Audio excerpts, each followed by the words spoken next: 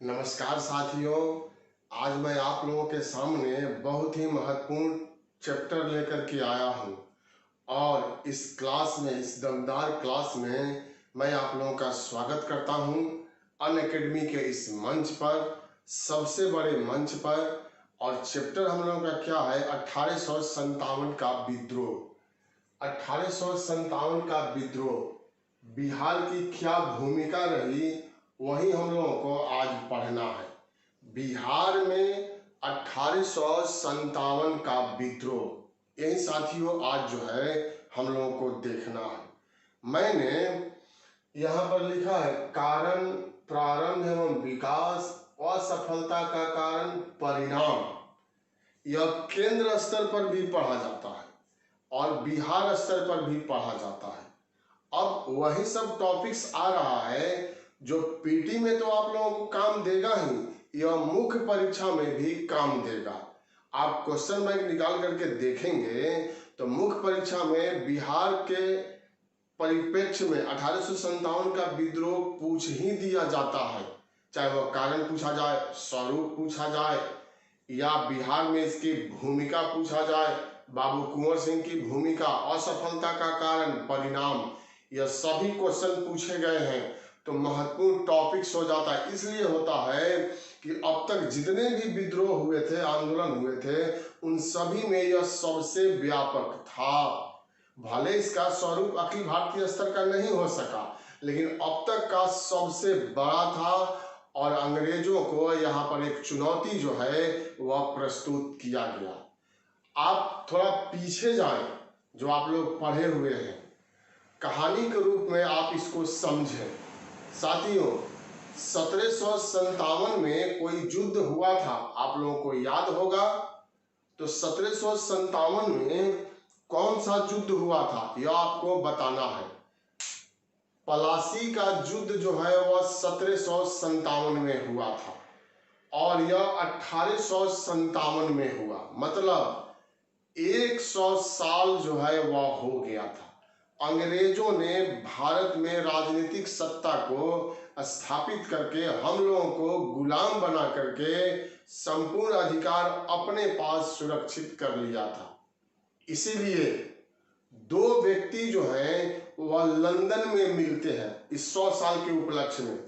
नाम है, यह बढ़िया से आपको देखना है, समझना है,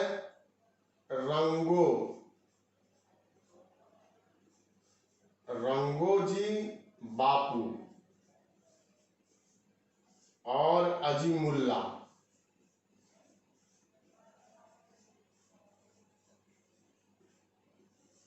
यह दो लोग कहाँ मिले? लंदन में। लंदन में मिलते हैं और यहीं पर निर्णय लिया गया कि 100 साल हो गया है तो क्यों नहीं एक व्यापक पैमाने पर अंग्रेजों के खिलाफ जो है विद्रोह किया जाए। तो लंदन में इन दोनों लोगों ने षड्यंत्र की रचना कर दिया और इसके बाद इस घटना को, इस विद्रोह को भारत में अंजाम दिया गया था। साथियों, प्लासी के युद्ध की जो कमी थी वह हम लोग पढ़े हैं कि बक्सर के युद्ध में पूरा किया गया था और ईस्ट इंडिया कंपनी की व्यापारिक जो चेहरा था, स्वरूप जो था, वह परिवर्तित हो गया था और राजनीतिक स्वरूप जो है वह ग्रहण कर लिया था और हम लोगों को गुलाम बना करके शासन व्यवस्था की स्थापना जो है उनके द्वारा किया गया था। अभी तक 1857 तक भारत में ईस्ट इंडिया कंपनी शासन कर रही थी, न कि ब्रिटेन की सरकार जो है वह शासन कर रही थी। साथियों, बहुत बड़ी विडंबना है। ये कंपनी छोटी सी आती है, व्यापार करने के लिए रियायत मांगती है, याचना करती है मुगलों के दरबार में और यहाँ के लोगों को तोड़ करके, फूट डाल करके, लालच दे करके और कुछ भारतीय देशद्रोहियों को अपनी तरफ मिला करके हम ही लोगों को गुलाम जो है वह बना देती है। इसीलिए यह विद्रोह करना अनिवार्य था।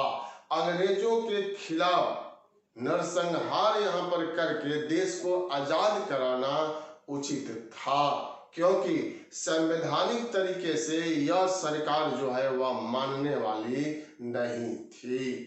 तो यह 2 पॉइंट हो गया। रंगोजी बापू और राजमुल्ला ने इसका प्लान जो है वह लंदन में बनाया था। अब यहाँ पर हम लोग देख रहे हैं, पहला पॉइंट हम लोग का है कारण। तो कारण की चर्चा हम लोग करेंगे। समझना है साथियों, यहाँ मैं पहले भी बोल चुका हूँ और फिर बोल रहा हूँ कि अब जो बिहार में हम लोग पढ़ेंगे, आधुनिक भारत में, आधुनिक बिहार के कॉन्सेप्ट में, वह मुख्य परीक्षा के जीएस पेपर में भी पूछा जाता है। अब कारण यहाँ हम लेते हैं, जैसे 1857 के विद्रोह का कारण। तो कारण क्या होगा? कोई भी विद्रोह या आंदोलन चलाया जाता है या किया जाता है तो उसके पीछे कई कारण मौजूद होते हैं, कई सहायक तत्व मौजूद होते हैं, जो यहाँ पर भी था। और यह राजनीतिक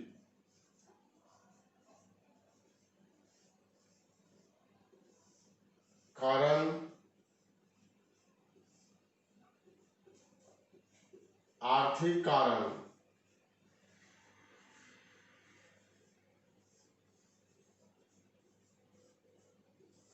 सामाजिक कारण,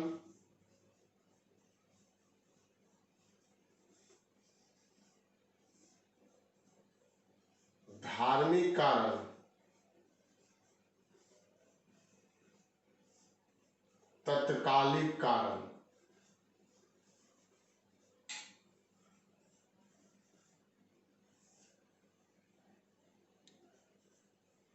तो यह कुछ कारण यहाँ पर आपको बतलाया गया। जैसे अगर हम लोग राजनीतिक कारण की चर्चा करें तो भारत का इतिहास अगर हम लोग पढ़े रहते, गवर्नर जनरल और वायसराय पढ़े रहते, गवर्नर जनरल तक, इसके बाद वायसराय की बात आती है, तो बहुत सारा तथ्य हम लोगों को सामने आ गया रहता और उसको हम लोग राजनीतिक कारण में जोड़ देते। जैसे उदाहरण लीजिए, लॉर्ड डलहौजी की गोद लेने की प्रथा का निषेध। मतलब लॉर्ड डलहौजी जो आए थे यहाँ पर गवर्नर जनरल बनके, वह विलय का सिद्धांत लेकर के आए थे और उस विलय के सिद्धांत को इस राजनीतिक कारण में जोड़ा जाता है। यहाँ पर विलय का सिद्धांत का मतलब क्या था कि जिस राज्य के पास अपना वास्तविक पुत्र नहीं है, उस राज्य को ब्रिटिश साम्राज्य में मिला लिया जाएगा। जैसे 1848 में सतारा को सबसे पहले मिलाया गया, झांसी को मिला लिया गया, नागपुर को मिलाया गया, जैतपुर, संभल, बघाट, यह सारे राज्य जो है एक एक करके अंग्रेजों ने, लॉर्ड डलहौजी ने ब्रिटिश साम्राज्य में मिला लिया। इसलिए यह राजवाड़े जो थे वह नाराज हो जाते हैं और विद्रोह में साथ दे देते हैं। तो राजनीतिक कारण में वह एक पॉइंट आकर के जुड़ता है। बहुत सारा पॉइंट है, जैसे यहाँ अगर हम लिखें इस पॉइंट में, तो विलय का सिद्धांत, विलय का सिद्धांत, यह बहुत बड़ा पॉइंट है। अब यहाँ अवध की बारी थी, लेकिन अवध राज्य के पास अपना वास्तविक राजकुमार था, बिरजिस कदर जीवित था, इसलिए वहां पर विलय का सिद्धांत लागू नहीं हो सकता था। तो डलहौजी क्या करता है? कुशासन का आरोप लगा देता है। कुशासन का आरोप लगा करके लॉर्ड डलहौजी ने अवध को ब्रिटिश साम्राज्य में मिला लिया और उसका प्रभाव जो है आंदोलन की शुरुआत करने में, विद्रोह की शुरुआत करने में होता है और इसका प्रभाव जो है वह बिहार पर भी पड़ जाता है। राजा महाराजा के साथ अपमानजनक व्यवहार किया जाता था। पेंशन जो है वह बंद कर दिया गया। शाह आलम द्वितीय की पेंशन को बंद कर दिया गया। नाना साहब के पेंशन को रोक दिया गया। वह भी जो है वह कारण बना। इन लोगों ने नियम बनाया कि महाराजा लोग, राजा लोग जो बड़े बड़े उपाधि धारण करते थे वह उपाधि धारण नहीं कर सकते थे। तो यह सभी पॉइंट जा करके राजनीतिक कारण में जुड़ जाता है। इसी में एक अधिनियम लाया गया और यह 1856 में लाया गया था। इस अधिनियम के द्वारा यह व्यवस्था किया गया कि अब वह व्यक्ति ही सेना में शामिल हो सकता है जिसको समुद्र पार भी जाना होगा, समुद्र की यात्रा भी करना होगा।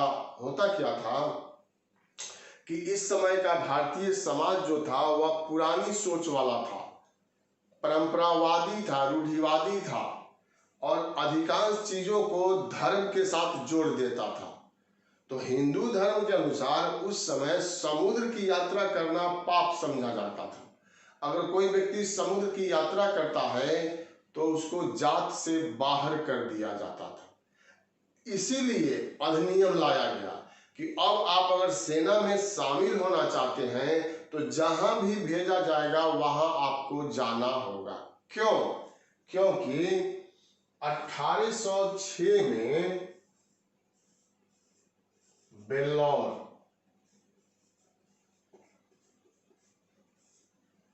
बेल्लौर के सैनिकों ने विद्रोह कर दिया था। विद्रोह की चिंगारी, सैनिक विद्रोह की चिंगारी यहीं से छूटा था।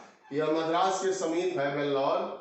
और फिर 1824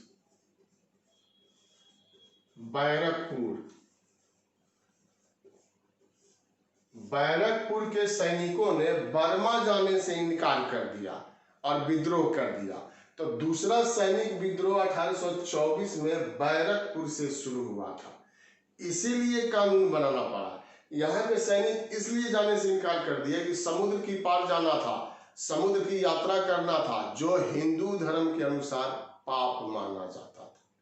तो यह सब राजनीतिक कारण था और इसी राजनीतिक कारण के चलते 1857 का विद्रोह जो है वह हो जाता है।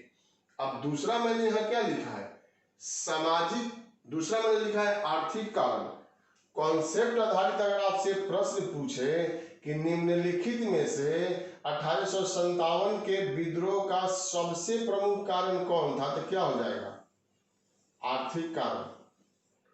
आर्थिक शोषण जो है वह सबसे महत्वपूर्ण कारण के रूप में स्थापित था। यह ध्यान आपको रखना होगा। आर्थिक कारण में क्या?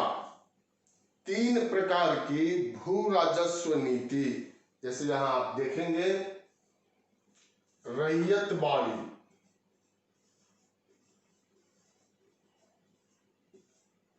व्यवस्था, जमींदारी व्यवस्था और महलबारी व्यवस्था। 3 प्रकार की भू राजस्व व्यवस्था को अंग्रेजों ने भारत में लागू किया था और यह व्यवस्था हर हालत में किसानों के लिए दुखदाई था। किसानों की स्थिति और बद से बदतर बनाने में इस व्यवस्था ने महत्वपूर्ण भूमिका का निर्वहन कर दिया था। साथियों, इसके साथ ही भारत के लघु एवं कुटीर उद्योग का पतन हो गया। भारत से धन निकाल करके ब्रिटेन भेजने की प्रक्रिया शुरू हो गई, जिसको धन का निष्कासन कहते हैं। परीक्षा में अगर पूछे कि भारत में सबसे पहले धन निष्कासन सिद्धांत को किसने प्रस्तुत किया, तो दादा भाई नौरोजी ने प्रस्तुत किया था। यहाँ के धन ब्रिटेन भेजा जाने लगा। जॉन सुलिवन एक है व्यक्ति, अंग्रेज है, जॉन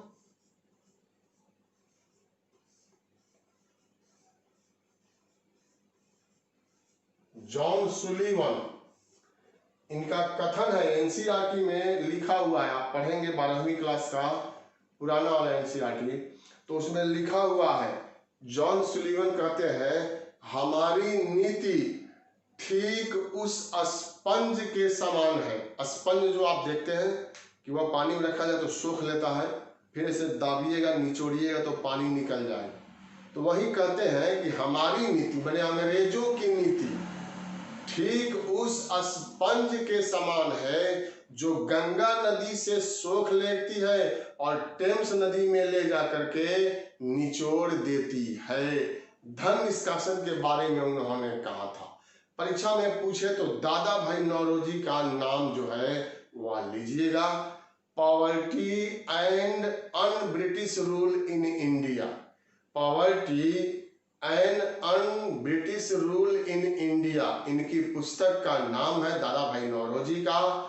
और धन निष्कासन का सिद्धांत उन्होंने प्रस्तुत किया था। भारत जो है सोने के चिड़िया कहलाने वाला देश अब धीरे धीरे विपन्नता की तरफ बढ़ते चला गया। अब देखिए कुटीर एवं लघु उद्योग का पतन हो गया, यहाँ से धन निष्कासन की प्रक्रिया शुरू हो गई। कृषि का इन लोगों ने व्यवसायीकरण करना शुरू कर दिया। वैसी कृषि पर अब ज्यादा ध्यान दिया जाने लगा जिसको व्यापार के कार्य में लगाया जाए, जिसको उद्योग के कार्य में लगाया जाए, इसी को कृषि का व्यवसायीकरण कहते हैं। तो यहाँ पर खाद्यान्न फसल की कमी आई, लोग भूखे मरने लगे। जब अकाल आया तो महामारी फैल गई और भारत की, बिहार की जो ग्रामीण परिवेश की संस्कृति थी, सामाजिक इकाई थी, वह परंपरा छिन्न भिन्न हो गया। इसीलिए लोगों ने विद्रोह कर दिया। तो आर्थिक कारण काफी महत्वपूर्ण यहाँ माना गया है और इसको आपको ध्यान में रखना ही होगा। इसके बाद जो है वह आता है, वह है सामाजिक कारण।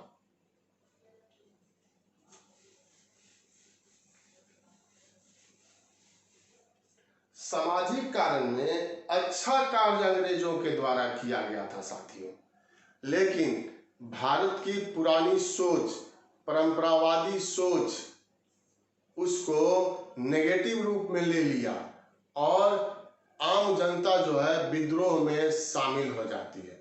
जैसे सती प्रथा को प्रतिबंधित किया गया। लॉर्ड विलियम बेंटिक ने सामाजिक बुराई सती प्रथा को 1829 में प्रतिबंधित कर दिया। राजा राममोहन राय ने समर्थन किया था। 1830 में लॉर्ड विलियम बेंटिक के समय में ही शिशुवध को प्रतिबंधित किया गया। लड़कियां जब जन्म लेती थी राजपूत घराने में तो उनका वध कर दिया जाता था, अमानवीय कार्य था। इसको भी बेंटिक ने प्रतिबंधित कर दिया। दास प्रथा को प्रतिबंधित किया गया।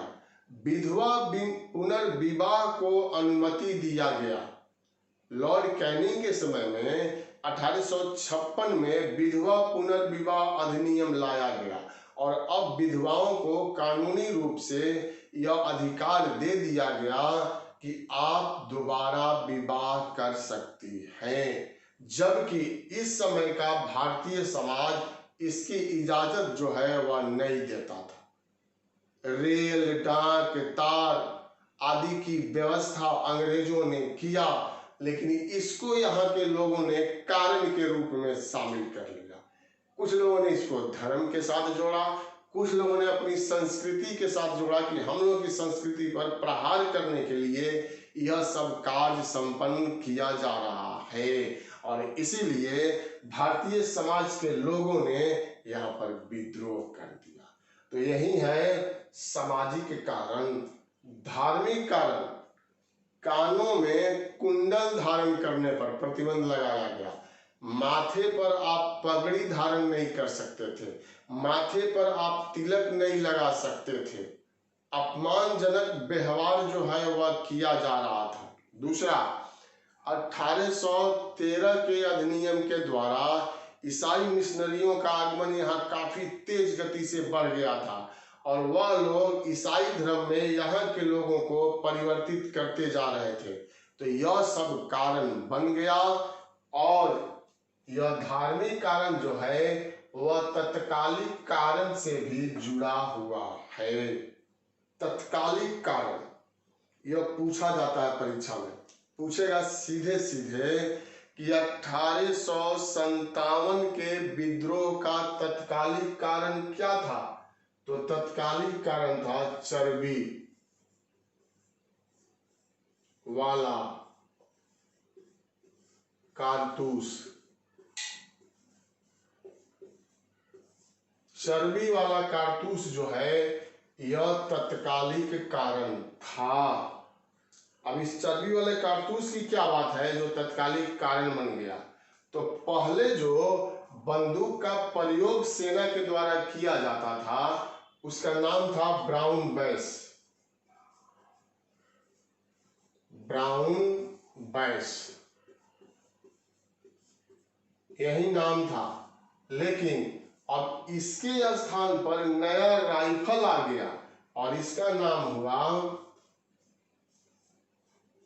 Enfield rifle.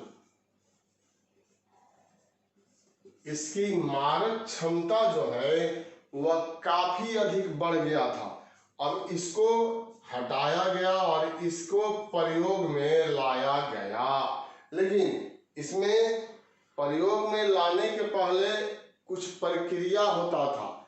जैसे इसमें जो कारतूस भरा जाता था इस एनफील्ड राइफल में, तो इस कारतूस के ऊपर एक रेपर लगा हुआ रहता था और इसको दांत से काट करके हटाया जाता था और तब यह राइफल में भर करके फायर किया जाता था।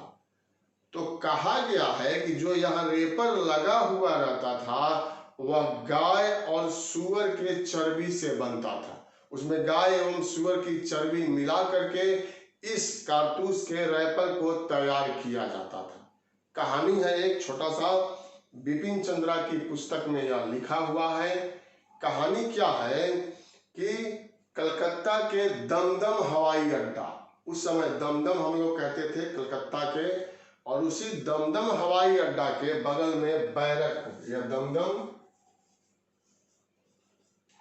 अब तो नेताजी सुभाष चंद्र बोस के नाम पर है।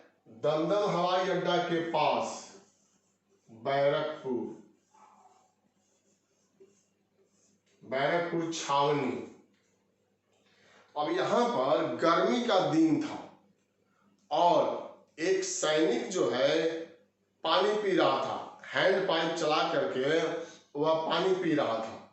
दूसरा सैनिक उसके पास जाता है तो वह क्या करता है, जो पहले से पानी पी रहा था, जिस बर्तन में वह पानी पी रहा था उसी में जल भर करके उसने दूसरे सैनिक को देना चाहा, तो उस सैनिक ने पानी लेने से इनकार कर दिया और उसका कहना था कि तुम अछूत जाति के हो, तुम निम्न जाति के हो, इसलिए मैं तुम्हारे हाथ का छुआ हुआ पानी नहीं पी सकता हूं। इस पर वह सैनिक जिसने पानी देने का प्रयास किया था, उसका सोच अच्छा था, पानी देने का प्रयास किया था, उसने यह कहा कि मेरे हाथों द्वारा दिए जाने पानी से तुम्हारे धर्म और तुम्हारा जात जो है वह विनष्ट हो जाता है, नष्ट हो जाता है, लेकिन जिस कारतूस का प्रयोग तुम एनफील्ड राइफल में करते हो, मैं उसी फैक्ट्री में काम करता हूं और उस कारतूस में सूअर और गाय की चर्बी का प्रयोग किया जाता है जो तुम अपने दांतों से काटते हो, तो वहां तुम्हारा धर्म जो है वह नष्ट नहीं होता है। जैसे ही यह इस बात को सुना सैनिक ने, यह बात आग की तरफ चारों तरफ फैल गया और सैनिकों ने यहीं से विद्रोह की शुरुआत कर दिया। 34वीं रेजिमेंट के मंगल पांडे का नाम आपने सुना होगा।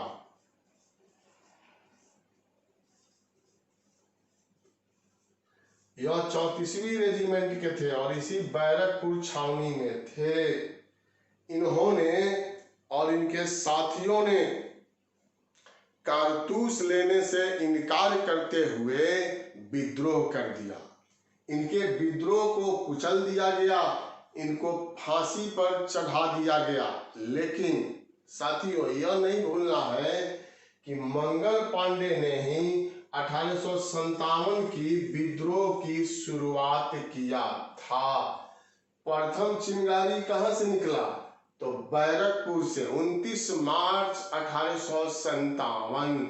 लेकिन विधिवत रूप में कहां से शुरू हुआ? तो विधिवत रूप में 10 मई 1857 मेरठ से। विधिवत रूप में पूछ दे तो मेरठ आंसर हो जाएगा। पहली बार पूछ दे तो बैरकपुर जो है वह आंसर हो जाएगा। और मेरठ से यह शुरू हुआ। 11 मई 1857 को यह लोग दिल्ली पहुंच गए।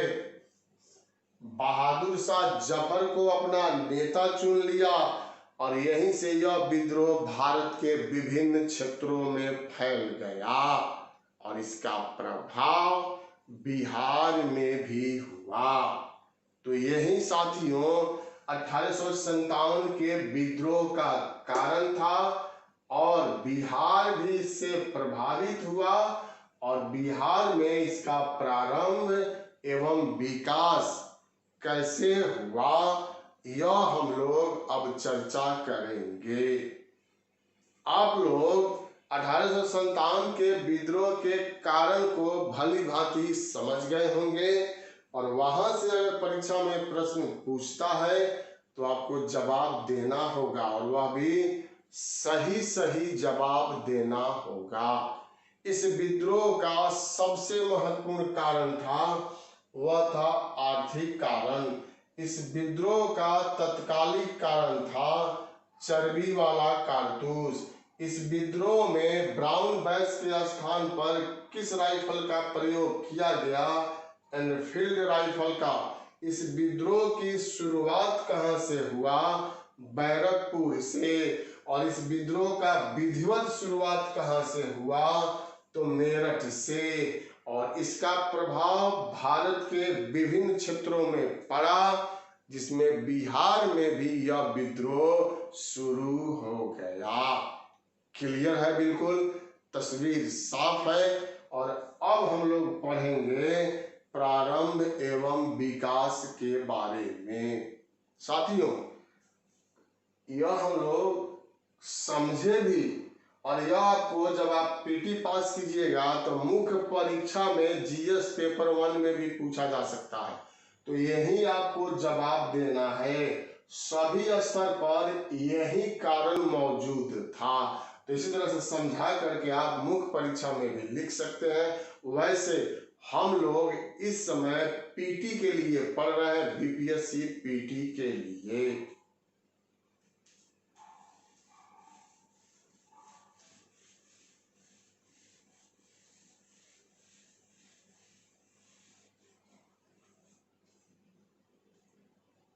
आप भी अगर उस समय होते तो क्या करते? 1857 का जब विद्रोह हुआ तो क्या आप विद्रोहियों का साथ देते या शिक्षित वर्ग का साथ देते या उदासीन रहते? खुद में जज करके देखिए, सोचिए कि आप उस समय होते तो क्या करते। साथियों, जिंदगी है तो राष्ट्र के नाम ही इसको कुर्बान करना है। नहीं रहने पर तो कोई बात ही नहीं। हम लोगों के बीच आज सुशांत सिंह राजपूत जो है वह नहीं रहे। दुखद बात है, अफसोस है। हम लोग सभी कोई इस मंच से, आप लोगों के तरफ से भी, अनअकैडमी परिवार के तरफ से भी उनकी आत्मा की शांति के लिए भगवान से प्रार्थना करते हैं कि भगवान उनकी आत्मा को शांति दें और ऐसा दुखद घटना अन्य किसी के साथ जो है वह घटित नहीं हो। कारण जो भी रहा हो वह हम लोग नहीं जानते हैं, लेकिन मैं यह बात आप लोगों से जरूर शेयर करना चाहता हूं कि लाइफ में कोई भी मजबूरी आए, निराशा पर निराशा आपको हो, लेकिन इस तरह का कदम कदापि आपको नहीं उठाना है। जैसे मान लीजिए कि आप परीक्षा की तैयारी कर रहे हैं, आप टेस्ट भी देते हैं तो बहुत अच्छा स्कोर करते हैं। लेकिन कभी कभी क्या होता है कि परीक्षा हॉल में कुछ एग्जाम का अलग से प्रेशर हो जाता है, और उस प्रेशर में क्या होता है, एक दो क्वेश्चन गलत हो जाता है। पहले क्या था, बीपीएससी में पेंसिल से रंगा जाता था, तो मिटा करके आप दूसरा भी कलर कर सकते थे, लेकिन वह सब सिस्टम अब हटा दिया गया। तो इसीलिए गलती हो गया तो गलती हो गया, वो रंगा चला गया तो, और मान लीजिए कि आपका रिजल्ट नहीं होता है 1%, यह मान के चला जाता है, क्योंकि आपको वह विकल्प में रखना ही होगा। नहीं रखने पर ही स्थिति जो है काफी बिगड़ जाती है, लोग डिप्रेशन का शिकार हो जाते हैं। तो 1% आपको मान के भी चलना होगा कि नहीं होगा, उसके लिए भी मैं तैयार हूं। तो नहीं हुआ अगर पहली बार में, तो बहुत अधिक निराश होने की जरूरत नहीं है, जिंदगी वहां थोड़े खत्म हो जाती है। फिर प्रयास करेंगे, अथक प्रयास करेंगे, और वह आपको मिलके रहेगा। गीता, श्रीमद् भागवत गीता की अगर हम लोग बात करें तो वहां कर्म को ही प्रधानता दिया गया है। वहां बतलाया गया है कि फल की चिंता आपको नहीं करना है। जिस हिसाब से हम आप कर्म करेंगे, कार्य करेंगे, उस हिसाब से उस मेहनत की मजदूरी जो है, फल जो है, वह निश्चित रूप से मिल जाता है। तो एक संदेश है आप सबों के लिए कि नेगेटिव कभी नहीं सोचिएगा, हिम्मत कभी नहीं हारिएगा। मन में अगर किसी भी प्रकार की दुविधा हो, घर परिवार में आप शेयर करेंगे, उससे बड़ा कुछ होता नहीं है। दोस्तों में आप शेयर कर सकते हैं, वैसे दोस्त जो आपको अपना समझते हैं। मन में नहीं रखना है, वह अवसाद, वही अवसाद जो है आगे चल करके विस्फोटक रूप धारण कर लेता है। तो हम आप तैयारी के क्रम में जुड़े हुए हैं आप लोग, तो यही मैं संदेश दूंगा कि कभी भी जीवन में नेगेटिव थॉट लाना ही नहीं है, सोचना ही नहीं है, पॉजिटिव थिंकिंग के साथ रहना है। और कितना ही विपत्ति आए, कितना ही मजबूरी आए, मुस्कुराते रहना है, हंसते रहना है। आप ऐसे सोचिए ना, एक व्यवहारिक बात, कि आप इस समय मान लीजिए बहुत कष्ट में चल रहे हैं, और आप अपनी कष्ट 10 दोस्तों को शेयर करते हैं। आपको लगता है कि शेयर करेंगे वहां पर तो ये लोग कुछ हेल्प करेंगे, ऐसा नहीं होता है। उसमें से 2 ही आपको हेल्प कर सकते हैं, और जो आप जानते भी हैं। 8 जो है आपका मजाक ही उड़ाएंगे, आपकी हंसी उड़ाएंगे, ठीक हुआ, बहुत तेज बन रहा था, मजा आया, अब इसको सबक आएगा। तो क्यों हम अपनी बात को शेयर करेंगे उससे, क्यों अपनी दुख दर्द को करेंगे? अपने परिवार में करेंगे, मम्मी पापा से कहेंगे, बड़े भाई हैं भाभी हैं उनसे कहेंगे, तो वहां से आपको कुछ हेल्प जो है वह मिल सकता है। अन्यथा हंसने वाले तो आप पर हमेशा हंसेंगे, आपका रिजल्ट भी आएगा तो वह लोग हंसेंगे कि कहीं किसी तरह से ले लिया होगा, या किसी को देख करके बना लिया होगा इधर उधर से, तब यह सफल हो गया।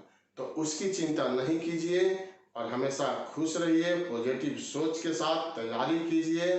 अब हम लोग यहाँ पर शुरुआत करेंगे प्रारंभ एवं विकास का, किस प्रकार से बिहार में 1857 का विद्रोह का प्रारंभ हुआ, और यह विद्रोह बिहार के विभिन्न क्षेत्रों में किस प्रकार से प्रसारित हुआ, यह आप देखिए। यहाँ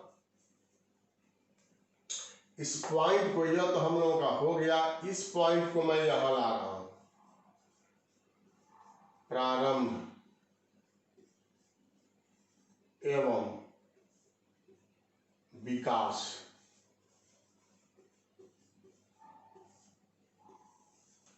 जिस प्रकार से केंद्र स्तर में 1857 का विद्रोह शुरू हुआ था, और देखते देखते भारत के विभिन्न क्षेत्रों में यह चला गया, उसी तरह से बिहार में यह शुरू हुआ, और देखते देखते बिहार के विभिन्न क्षेत्रों में यह फैल जाता है। जैसे परीक्षा में पूछा भी गया है कि बिहार में सबसे पहले कहा? रोहिणी। यहीं से 12 जून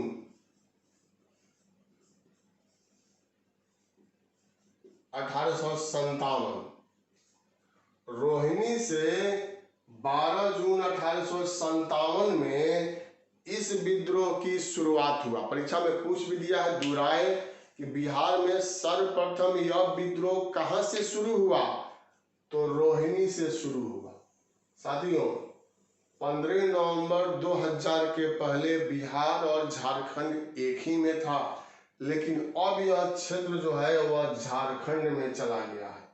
तो झारखंड में भी अगर पूछता है तो उसमें भी यही आंसर आएगा। झारखंड में 1857 का विद्रोह सबसे पहले कहां पर हुआ, तो वह भी आंसर रोहिणी हो जाएगा। देवघर जिला में यह रोहिणी है और यहीं पर सबसे पहले विद्रोह की शुरुआत किया गया। यहां पर 32वीं रेजिमेंट,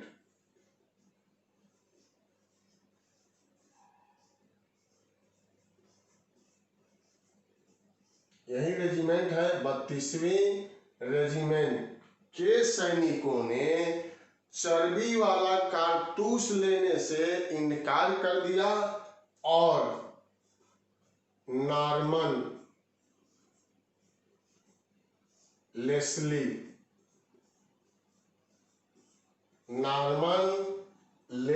की और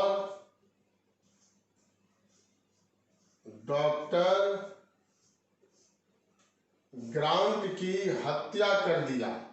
जब इन लोगों ने दबाव बनाने का प्रयास किया, अंग्रेज अधिकारी थे, तो सैनिकों ने नॉर्मन लेस्ली और डॉक्टर ग्रांट की हत्या करके इस विद्रोह की शुरुआत कर दिया। साथियों, यह विद्रोह शुरू हो गया, लेकिन 3 सैनिक जो मुख्य रूप से इसमें अभियुक्त बनाए गए थे, उनको फांसी की सजा जो है वह दे दिया गया और बिहार में अंग्रेजी सैनिकों ने रोहिणी के विद्रोह को पूर्ण रूप से यहाँ पर कुचल दिया। तो यह कुछ पॉइंट हम लोगों का मिल जा रहा है जो पीटी के परीक्षा में पूछा जा सकता है। यहाँ पर विद्रोह की चिंगारी भले ही समाप्त हो गया, लेकिन यह चिंगारी अब आगे बढ़ गया था और यह आगे बढ़ करके कहाँ आ गया, तो यह आ गया पटना। पटना में 3 जुलाई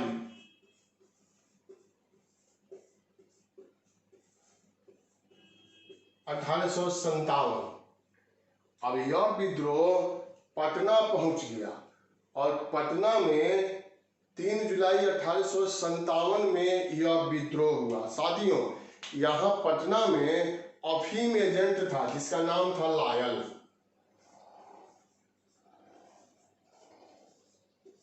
यह अंग्रेज थे लायल और यह अफीम एजेंट के रूप में भी पदस्थापित थे। पटना में परीक्षा में 2 बार पूछा है किसने नेतृत्व किया, पीर अली ने। पटना में 1857 के विद्रोह का नेतृत्व पीर अली के द्वारा किया गया। आप पटना जाएंगे तो पटना सिटी में गुरहट्टा मोहल्ला है, गुरहट्टा। उसी मोहल्ले में पुस्तक विक्रेता के रूप में पीर अली कार्य करते थे, लेकिन यह क्रांतिकारी विचारधारा से संबंधित थे और 1857 का जब विद्रोह हुआ तो पटना में इन्होंने नेतृत्व किया और अपने सहयोगियों के साथ इस लायल की हत्या कर दिया। पीर अली ने लायल की हत्या कर दिया। पूरा बिहार की जो अंग्रेजी सेना थी या केंद्र स्तर पर जो अंग्रेजी सेना थी या अंग्रेजी अधिकारी थे, सभी कोई स्तब्ध रह गए इस घटना से। इसीलिए पीर अली को और उनके सहयोगियों को गिरफ्तार करके सभी लोगों के सामने फांसी के फंदे पर लटका दिया गया कि भय जो है वह उत्पन्न हो, लोगों में भय उत्पन्न करने के लिए सार्वजनिक रूप से फांसी दिया जाता था और ऐसे रूप में मारा जाता था कि लोग देख करके भयभीत हो जाए, आतंकित हो जाए और इस दुस्साहस भरे कार्य को संपन्न नहीं करें। तो 2 पॉइंट यहाँ हुआ। पहला विद्रोह तो रोहिणी से शुरू हुआ और पटना में किसने नेतृत्व किया? तो पीर अली के द्वारा यह नेतृत्व किया गया था। अब साथियों, यहाँ के विद्रोह को दबा दिया गया, लेकिन अब यह विद्रोह कहाँ पहुंच जाता है? तो यह विद्रोह पहुंचता है मुजफ्फरपुर।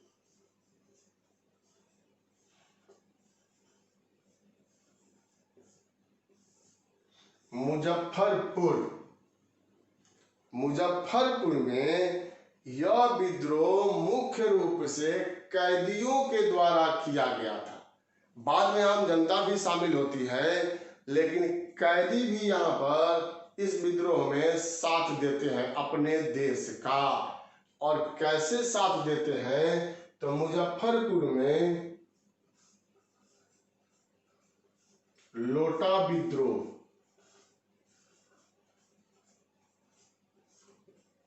इसी के माध्यम से, लोटा विद्रोह के माध्यम से, परीक्षा में अगर आपसे पूछे कि यह लोटा विद्रोह किससे जुड़ा हुआ है, तो यह 1857 के विद्रोह से लोटा विद्रोह जुड़ा हुआ है। लोटा विद्रोह का मतलब क्या?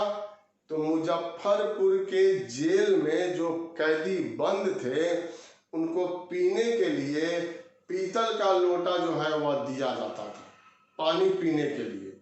लेकिन कभी कभी यह उसी लोटे से सिपाहियों पर या सैनिकों पर प्रहार कर देते थे, इसीलिए इन लोगों से लोटा जो है, पीतल का लोटा, वह वापस ले लिया गया साथियों, और मिट्टी का बर्तन जो है पीने के लिए दे दिया गया। इन लोगों ने विद्रोह कर दिया और इसीलिए इसका नाम पड़ गया लोटा विद्रोह। और लोटा विद्रोह के माध्यम से मुजफ्फरपुर के जेल के कैदियों ने 1857 में अपनी भूमिका का एहसास कराया। देखिए कितनी बड़ी बात है। बाहरी लोग तो इस विद्रोह में शामिल ही थे, जो जेल में कैद थे कैदी, उन लोगों ने भी अपनी जान जो है, अपनी प्राण जो है दांव पर लगा दिया, वह भी जेल में रहते हुए। जेल में रहने का मतलब आप समझते हैं कि जेल में रहने का मतलब है कि आप कहीं भाग नहीं सकते हैं, आपका बस वहां नहीं चलेगा, आपको मारा जा सकता था, आपकी हत्या की जा सकती थी, आपके विद्रोह को पूर्ण रूप से कुचला जा सकता था। कोई भय का नाम नहीं था। देश के लिए मर मिटने वाले युवक जो थे, व्यक्ति जो थे, इस समय लाखों की संख्या में थे। तो यहाँ के विद्रोह को भी, अर्थात इस लोटा विद्रोह को भी कुचल दिया गया। लेकिन बिहार में इस आंदोलन को अभी भी नहीं दबाया जा सका। यह विद्रोह अब विस्फोटक स्थिति का रूप जो है वह ग्रहण करने जा रहा था, क्योंकि यहाँ के बाद, मुजफ्फरपुर के बाद दानापुर, यहां लिख रहे हैं,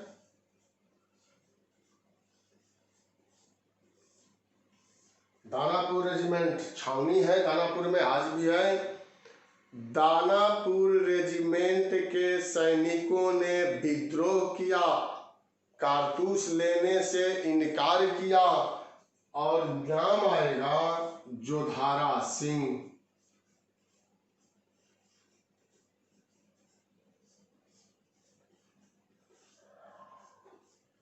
जोधारा सिंह के नेतृत्व में यह विद्रोह जो है वह कर दिया गया। साथियों, जोधारा सिंह के नेतृत्व में यह विद्रोह दानापुर के सैनिकों ने किया और यह सैनिक जो है वह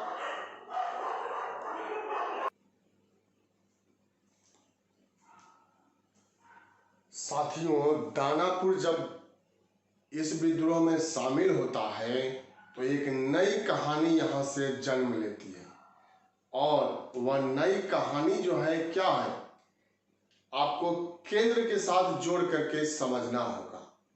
जैसे हम लोग अभी चर्चा किए कि 10 मई 1857 में मेरठ के सैनिकों ने विद्रोह किया और यह सैनिक जो है 11 मई को दिल्ली पहुंच जाते हैं और बहादुर शाह जफर जो मुगल बादशाह थे उनको अपना नेता चुन लेते हैं। ठीक उसी तरह से दानापुर के सैनिकों ने जोधारा सिंह के नेतृत्व में विद्रोह किया और यह सैनिक जो दानापुर के सैनिक थे यह कहां प्रस्थान कर गए? तो यह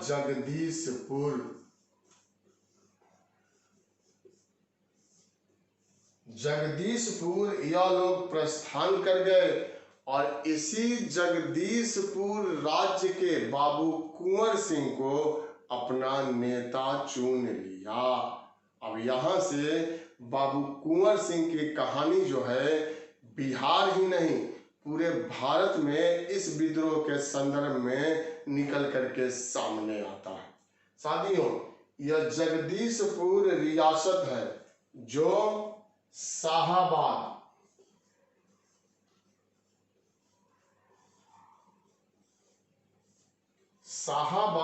जिला के अंतर्गत यह था, यह जगदीशपुर, और इसी रियासत के मालिक थे बाबू कुंवर सिंह। तो परीक्षा में हर बार बाबू कुंवर सिंह से पूछ ही दिया जाता है, चाहे वह आसान प्रश्न हो चाहे कठिन। जगदीशपुर में किसने नेतृत्व किया? तो यह आंसर भी बाबू कुंवर सिंह हो जाएगा। भोजपुर आरा में किसने नेतृत्व किया? तो उसमें भी बाबू कुंवर सिंह का ही नाम आता है। पूरे बिहार के संदर्भ में पूछ दे कि 1857 के विद्रोह में बिहार में किसने नेतृत्व किया, तो वहां भी आपको यही आंसर देना होगा, बाबू कुंवर सिंह। तब बाबू कुंवर सिंह का नाम जो है इस 1857 के विद्रोह में सर्वोत्तम नाम की श्रेणी में शामिल किया जाता है। देखिए, अब यहाँ पर जब नेतृत्व इन्होंने ग्रहण कर लिया बाबू कुंवर सिंह ने, तो यूनियन झंडे को आरा से उतार दिया गया। यूनियन झंडा, यूनियन जैक जिसको कहते हैं, ब्रिटिश सरकार की झंडा या अंग्रेजों की झंडा, और अपना झंडा जो है वह फहरा दिया गया। यहाँ पर मैं वर्णन करना चाहूंगा।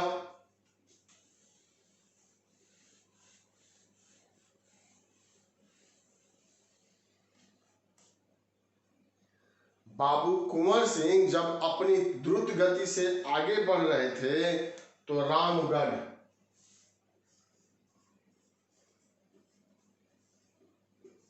यहाँ की बटालियन, रामगढ़ की बटालियन या रामगढ़ की अंग्रेजी सेना जो है वह कुंवर सिंह से आकर के मिल जाती है।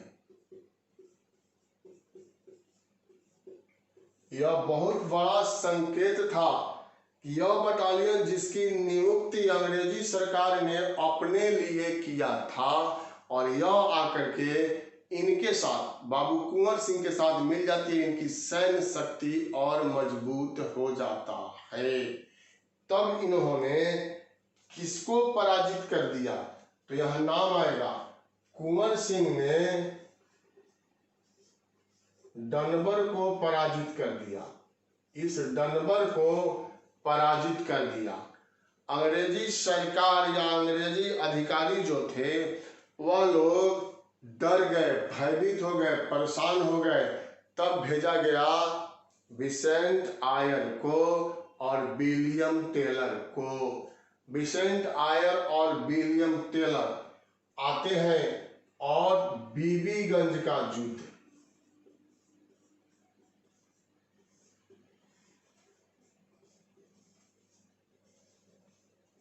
बिहिया के जंगल में यह बीबीगंज का युद्ध हुआ और इस युद्ध में बाबू कुंवर सिंह पराजित हो जाते हैं। विसेंट आयर ने इनको पराजित कर दिया। जब बाबू कुंवर सिंह इस युद्ध में पराजित हो गए तब इनको जगदीशपुर के साथ साथ आरा भी छोड़ना पड़ा। जब इन्होंने जगदीशपुर और आरा को छोड़ दिया और उत्तर प्रदेश पलायन कर गए, तब इनके भाई, नाम है अमर सिंह,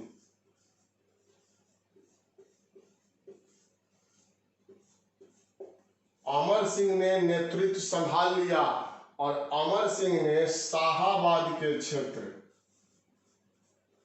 जो जिला था, शाहाबाद के क्षेत्र पर अधिकार कर लिया। बहुत बड़ी उपलब्धि है और अपनी सरकार भी वहां पर कायम कर दिया था। अब देखिए, बाबू कुंवर सिंह आरा और भोजपुर छोड़ करके उत्तर प्रदेश चले गए और उत्तर प्रदेश में जाकर के नाना साहब के साथ मिल जाते हैं। नाना साहब ने कानपुर में नेतृत्व जो है वह प्रदान किया था। नाना साहब के साथ मिल करके बाबू कुंवर सिंह ने इस विद्रोह में सक्रिय भूमिका का निर्वहन किया था।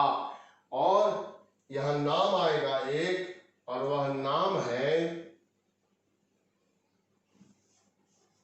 अतरौली का युद्ध। यह आजमगढ़ के पास है, आजमगढ़। और इस युद्ध में मिलमैन को,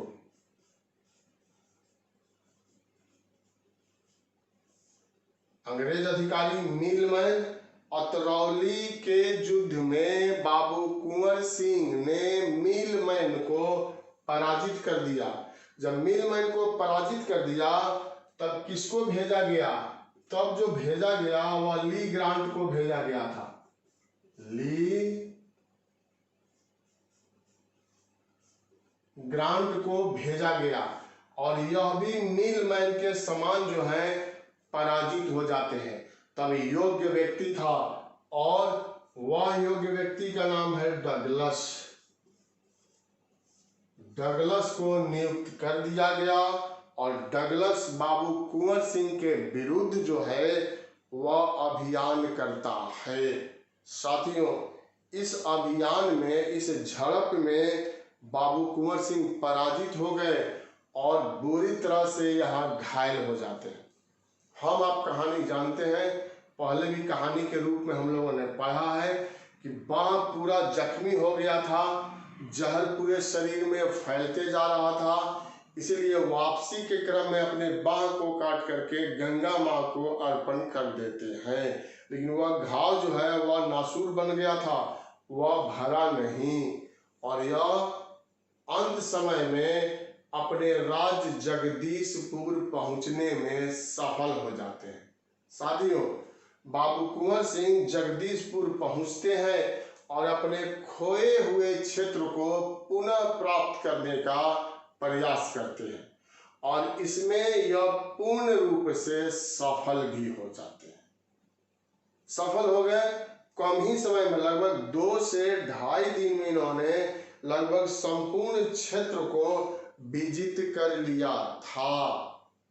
केवल अपना जगदीशपुर नहीं, आरा और भोजपुर के क्षेत्र पर इनका झंडा जो है, इनका पताका जो है चारों तरफ लहरा दिया गया। लेकिन अप्रैल 1858 में बाबू कुंवर सिंह की मृत्यु हो जाती है।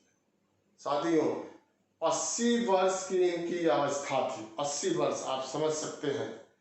बहादुर शाह जफर का उम्र जो था वह 76 वर्ष था एनसीईआरटी के अनुसार, तो उनसे भी ज्यादा यह सीनियर थे और वीर गति प्राप्त करने के पहले इन्होंने अपने राज्य को, और अपने राज्य ही नहीं बल्कि राज्य के अगल बगल के क्षेत्र को भी अपने अधिकार में कर लिया था। यह बहुत बड़ी बात थी। इसलिए माना गया है कि जहां जहां यह विद्रोह हुआ, पूरे भारत के स्तर पर आप कह सकते हैं कि पूरे भारत के स्तर पर कुंवर सिंह जो है वह सबसे महत्वपूर्ण नेता के रूप में उभर करके सामने आए थे। क्योंकि अधिकांश नेता या तो वीर गति को प्राप्त हो गए, या मरने के पहले या मरने के पूर्व उनका राज्य का अस्तित्व जो है वह नहीं बचा। पहले से भी राज्य से उनको हटा दिया गया था। लेकिन यह एकमात्र योद्धा थे कुंवर सिंह जिन्होंने वीर गति के पूर्व अपने संपूर्ण क्षेत्र पर नियंत्रण प्राप्त कर लिया था। तो यही भूमिका में प्रारंभ एवं विकास में हम लोगों ने देखा कि किस प्रकार से रोहिणी से यह विद्रोह शुरू हुआ और देखते देखते बिहार के विभिन्न क्षेत्रों में फैल गया। साथियों, यहाँ एक दो और नाम हमको लिखना पड़ेगा और यह नाम होगा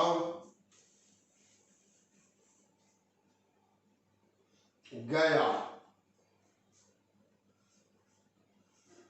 शाहाबाद के साथ साथ यह गया के क्षेत्र में भी काफी हिंसात्मक विद्रोह के रूप में स्थापित हो गया था।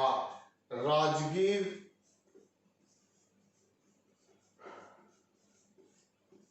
परगना, यहाँ पर भी इस विद्रोह की चिंगारी जो है वह पहुंच गया था।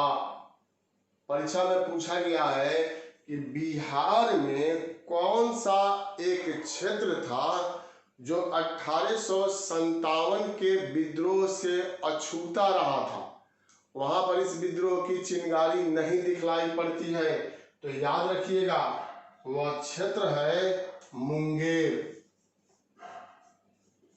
अगर पूछ दे तो यहाँ पर इस विद्रोह का कोई भी किसी भी प्रकार का हलचल जो है वह साथियों दिखलाई नहीं पड़ता है।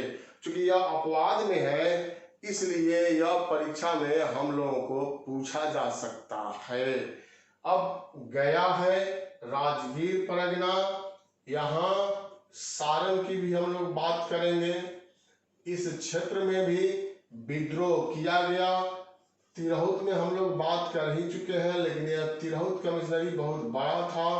तो यहाँ पर भी 1857 का विद्रोह जो है वह किया गया था और कहीं न कहीं इस विद्रोह ने भारत को, भारतीय लोगों को, राष्ट्रीय आंदोलन को यह एहसास दिलाया कि किसी भी तरह का आंदोलन या विद्रोह होगा, किसी भी तरह की कार्यक्रम होंगे, चाहे वह सत्य और अहिंसा पर आधारित हो या पूर्ण रूप से हिंसा पर आधारित हो या पूर्ण रूप से संवैधानिक नियमों पर आधारित हो, बिहार उसमें अपनी भागीदारी निश्चित रूप से सुनिश्चित करेगा।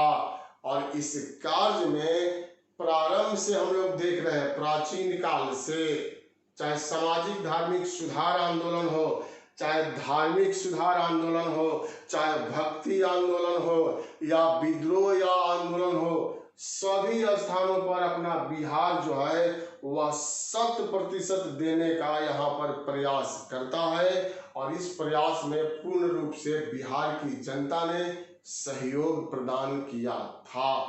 केवल बिहार की जनता के द्वारा यह किया गया आंदोलन एकमात्र नहीं है। आगे जब हम लोग चर्चा करेंगे साथियों, तो यहाँ पर आप देखिएगा चंपारण सत्याग्रह की बात आ जाएगी, होम रूल लीग आंदोलन की बात आएगा, गांधी जी के नेतृत्व में किया गया था असहयोग आंदोलन, सविनय अवज्ञा आंदोलन, भारत छोड़ो आंदोलन, इन सभी में बिहार ने अपनी महती भूमिका का निर्वहन किया। हम लोग बिहार के परिप्रेक्ष्य में क्रांतिकारी आंदोलन भी पढ़ेंगे और इस आंदोलन के माध्यम से भी यह हम लोग जानेंगे कि बिहार के क्रांतिकारी विचारधारा के लोगों ने किस प्रकार से भारत को स्वतंत्र कराने के लिए अपना सब कुछ जो है वह जी जान से लगा दिया था। आप चाहे तो इसका स्क्रीनशॉट ले सकते हैं और यह आपको काम देगा। ऐसे 1857 का जो विद्रोह है वह बहुत कठिन नहीं है, आसान है। और आसान इस मामले में है कि आप लोगों का पढ़ा हुआ होगा, चाहे किसी गाइड से आपने पढ़ा होगा, चाहे किसी पुस्तक से आप लोगों ने पढ़ा होगा, तो इस रूप में यह आसान हो जाता है, लेकिन यह भी तय है कि यहाँ से परीक्षा में प्रश्न जो है वह निश्चित रूप से पूछा जाता है। बहुत बहुत धन्यवाद आप लोगों का, बहुत बहुत शुभकामना। अभी हम लोग साथियों पढ़ेंगे जिसमें असफलता का क्या कारण था और इसका परिणाम क्या था।